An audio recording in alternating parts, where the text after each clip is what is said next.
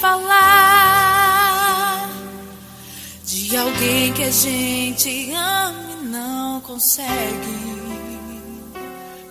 A gente busca, tenta um jeito pra expressar, mas na hora eu não sei o que acontece.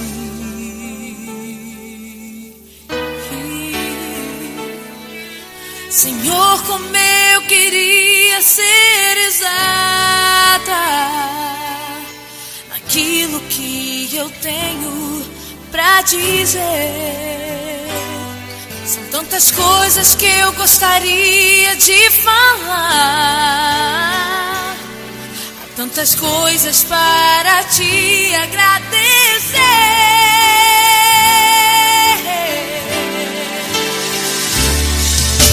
Achei em ti a vida de verdade,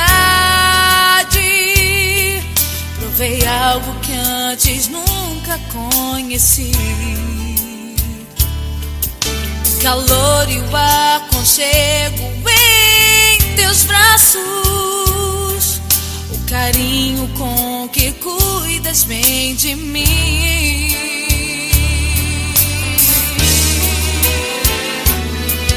E é por isso e muito mais que eu te agradeço.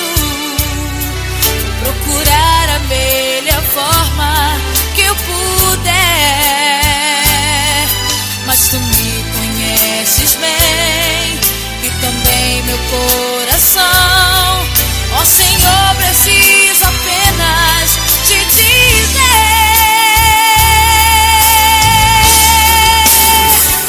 eu te amo, eu te louvo, pois tu és meu Senhor, meu libertador. Eu te amo, eu amo. Os meus dias serão para te adorar, cada dia vou dizer: eu te amo.